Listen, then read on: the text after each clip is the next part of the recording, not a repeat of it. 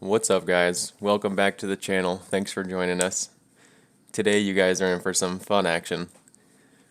We've got mixed doubles happening at Live Oak Hillside. Best shot mixed doubles. The teams are going to consist of Mason Ford and Valerie Mandujano against myself and Alexis Mandujano. Playing the longs today. It's a par 67 measuring just over 8,000 feet. Very technical course. Here we are, starting on hole 1, par 4, 545. You see Val taking this left side, just trying to shoot it straight up. The basket is up to the left. You're going to see a lot of your MPO guys doing this play that Mason's taking, just throwing a big hyzer, trying to sweep it up as far up the hill as they can.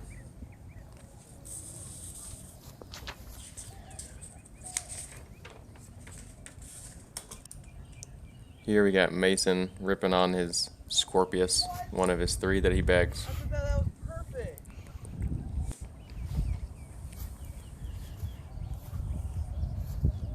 Got Alexis Doesn't mean we're not still showing both partner shots sometimes, you know? throwing her beat up Especially off our inaugural Wraith. box.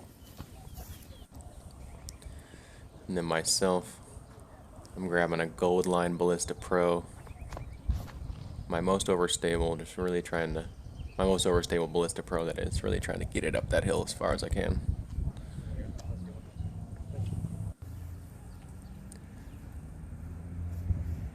Val throwing her Wraith, nice low line.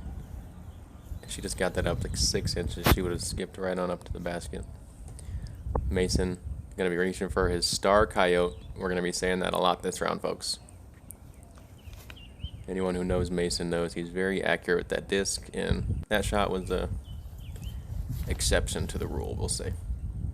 Here we've got Alexis also grabbing her Coyote. Myself throwing a soft harp, just trying to chip it up there. And I realized that was a standstill shot, and I put a lot too much on it, so I did not need the little run up there. Tournament arm? For the most part this round, I'm just going to be calling out what discs each player are using, maybe try to explain the line off the tee.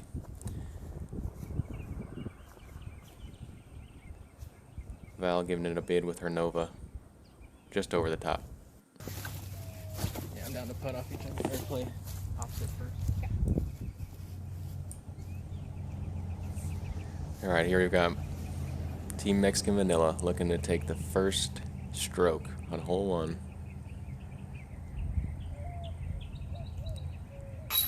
And that left side grabs it for the bird. Team Blondujano tapping in for par. Alright, hole 2, par 3, 275, dead straight to the eye. It looks pretty straightforward. You just throw a straight shot. But the slope falls away to the basket. So once you clear the hill and are through the gap, it's really hard to get your disc to stop without really just continuing to fly and fading to the side. So this hole is trickier than it looks. I was throwing a shield there. We have Val reaching on her T-bird. That's a good looking line. If she could just keep it off that tree, she would have been up there putting. We got Mason once again with his white Star Coyote, one of his favorite discs.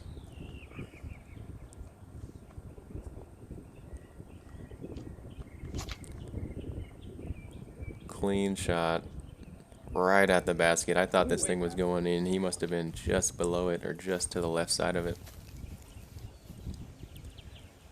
We got me and Alexis looking to save a birdie from about 55 feet or so, downhill, little left to right crosswind.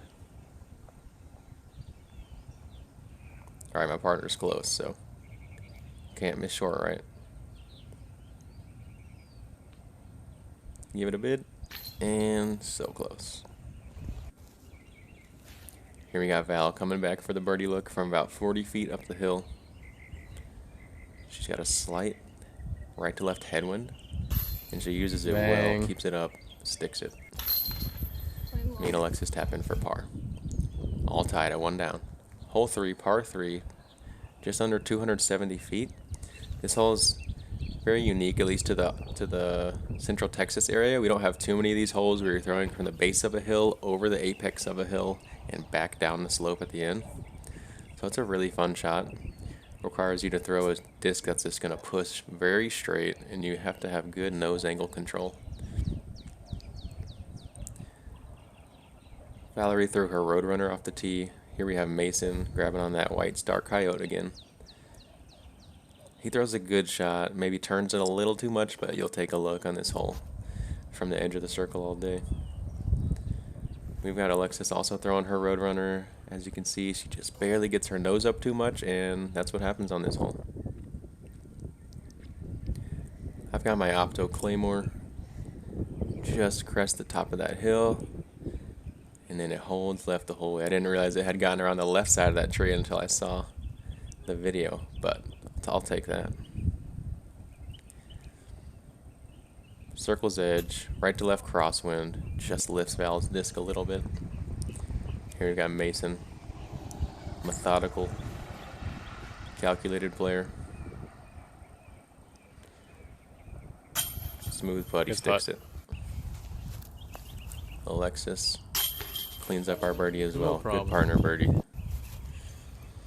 Alright, hole 4, par 4, 580. You really want to hit this gap off the tee, and then finishing out to the left is a little bit of a bonus. There's a slight rise up the hill here, so it kind of can make the hole feel a little tighter than it might look on camera. We got Mason reaching for a Metal Flake PD. He's going to opt for this disc when he's looking for distance, but he still wants to maintain that fairway driver type control. And I mean, he just center cut that one.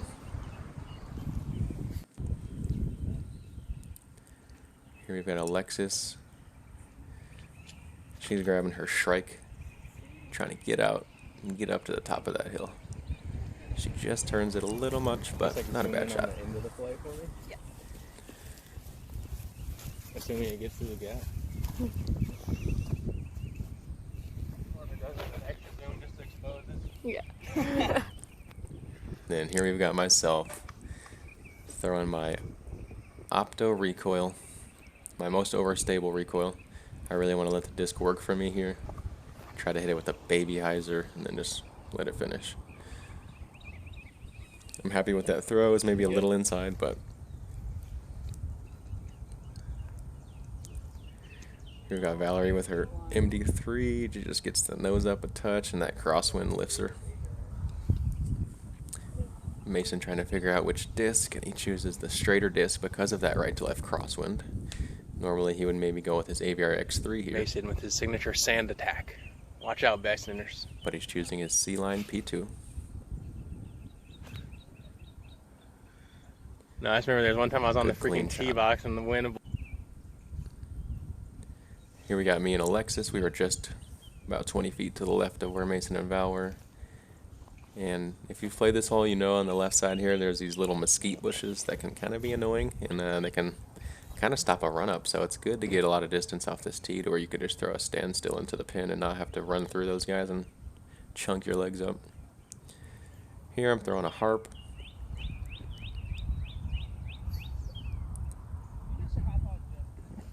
That was the harp. Now on that approach, my left foot needed to move to the left a little bit to get my line facing where I wanted. I kind of was facing straight at that bush, and I was a little inside because of it. I mean, that's a short enough shot to where it didn't stray too much, but on a longer shot, a little difference like that can go a long way. Here we are, birdies for both groups, down to -3. Hole 5, par 4, playing at 660. That'll do. Off the tee, you're throwing down into a little bowl, kind of. You have a lowish ceiling. That's why the sidearm really plays well here, I think. Right now we have a left to right crosswind, which is really going to help these discs travel far. Oh, yeah. Mason put it out when I thought was really good. That wind is But there's this tree bunker on this hole that plays in the middle that kind of stops the long sidearm drives from most MPO guys.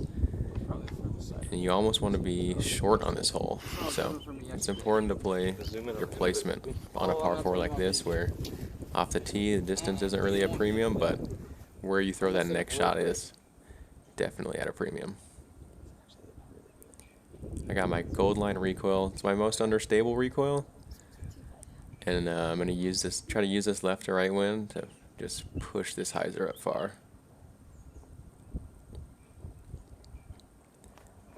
One thing I try to do on this hole is get to the left side of that bunker that's in the middle. I like this throw. Just catch the foliage at the end, but it finishes in a great spot. But as you can see, there's that bunker to the right of Alexis and myself. If you can finish off here to the left, you'd have another sidearm play right to the pin. And I like setting myself up for 2 similar shots in a row, whenever possible. Got my Opto Pioneer here. Just want to hit it flat and let it finish.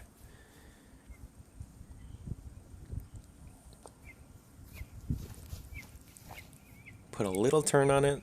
I'm going to get a little more stretch out of it than I might have wanted, but I'll take a putt for 3 all day. Wait, what was that?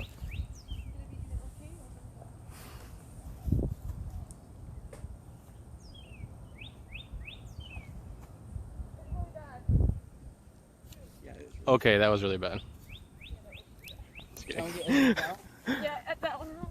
Just kidding.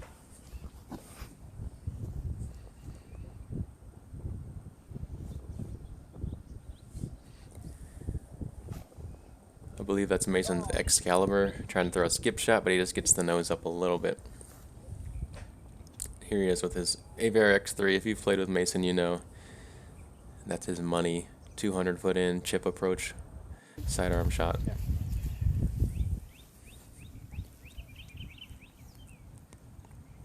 Alright, both teams still 3 down. We got Mason and Val tapping in for their par to remain the same. And we got me and Alexis with a just outside the circle long look at a birdie. So this one is for the box and for a stroke.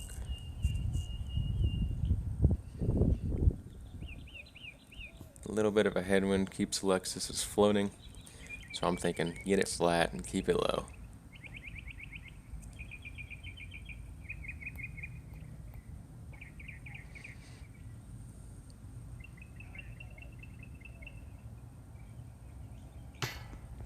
Just a little too low. Not much worse than missing low in doubles, guys. You always want to give it a shot. Tap in for the par. Alright, we're still tied up. Hole 6, the tricky little par 3. It's short, it's relatively simple, but the nuance to it that most people don't notice is that it goes slightly downhill and then back uphill. So it kind of shrinks the ceiling down and makes you play this little skip shot. I'm playing for the right side gap. I'm trying to throw a little baby hyzer with my harp and let it skip up. And I catch that outside tree. For me, when I'm throwing a gap on a hyzer, something I always got to remember and try to remind myself is I tend to miss outside of a gap to the right as a righty hyzer backhand thrower. So when I'm throwing a gap on a hyzer, I gotta really make sure to try to hug that inside, hug the left. And right there, I tried to just split the gap down the center. I should have tried to hug the inside of that bunker, knowing my misses, trusting that I'm gonna push a little bit outside. It's important that you know your misses, guys. It'll help you shave strokes on the course. Alexis taps in for our par. Disappointing on this hole. Mason with the solo 2 look. Hole 7. A lot of people love this hole because it's just a good little ace run. Tried to. It's a fun little hole. You hit a gap. You've got a slight backstop. You can kind of just throw whatever you want at this. Val threw her Nova, tried to give it a run. Or sorry, she threw her P2. Mason's got his Coyote again, opting for the mid-range on a shorter hole just so he can try to touch it up and keep it on a laser line into the chains. But just a little bit low. We've got Alexis. I believe that's her. Come on, partner. Her Thunderbird she just threw. Either that or her Firebird. Correct me if I'm wrong. I'm reaching for my soft harp. Really just trying to pop this thing flat. Eye up those chains the whole throw. That's why I'm opting for the sidearm here. And I like that one. Too bad I'm I'll right just in say front of the flight, so you couldn't see it, but there it is. Came up just short. And we got tap in star frame Yeah, birdie. those are all 7-7. pickups. Okay, Team Blondujano still up 1.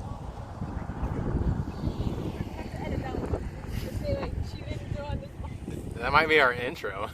Hole 8 with that plays reaction. right around 370 feet. You really just want to throw an overstable disc out and let it finish back for you. Pretty simple hole, nothing really in your way other than the wind.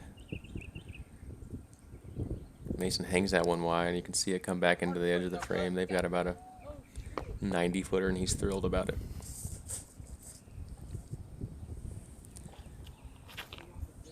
Here we got Alexis, I believe, throwing her beat-up Wraith.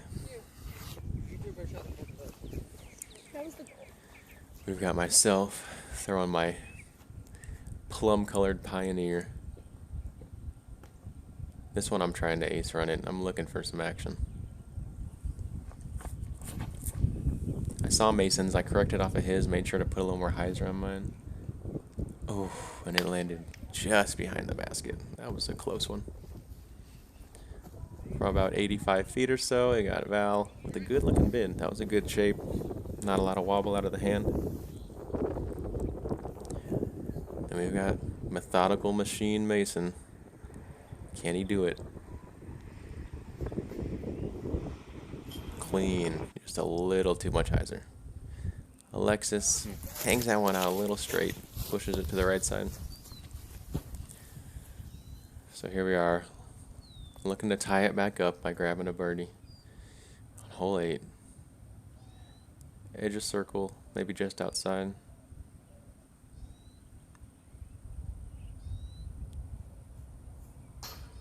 And there I am again, just low. Don't be short, Connor. Little basketball jumper for the tap in.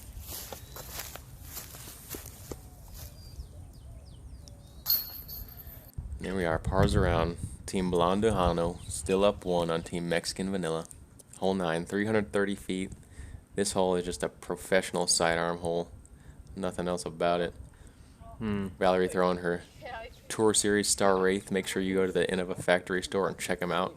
If you haven't got one already, support a fantastic local player. And it's a good disc. Can't go wrong. We got Mason reaching for his Metal Flake PD. Man, if he gets that nose angle down 2 degrees, that thing's gonna push a little straighter, and he's gonna be on the pin. We've got Alexis also grabbing her Valerie Star Wraith. Once again, go check one out, guys. Now that looked good to me. Shot. It being behind the camera, I thought it got around the corner, I guess, but they all informed me that I was foolish for thinking so. Got my Fusion Felon here. This thing's pretty beat up, so I'm going to put a good amount of hyzer on it, and I want it to just flip and ride straight. As you can see, that's a pretty steep hyzer in it. It still rides up to flat. Good little skip. That's a putt. Here we got Val with an 80-foot anti-putt. Kobe. Oh. Wow, that was close. That was a great bid. Got Mason looking to make it happen.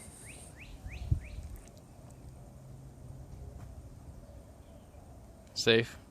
Typical Mace, safe in play. Come on, Mace. Just kidding, love you, bud. Alright, Alexis pulled hers to the right. I'm looking to grab this, give us a birdie, tie us back up, going through to the back 9. And there it is.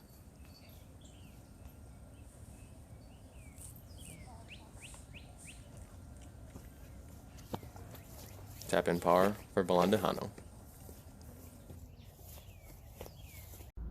Alright guys, that's it for the front 9. We've got an exciting back and forth battle between myself and Alexis and Mason and Val. Hope you stick around and catch the back 9 dropping soon. If you're around at this point, then I'd like to encourage you to comment down below with which team you think is going to win. And this will enter you in to win this BT hard harp from Westside Discs. So good luck. Make sure you like and subscribe.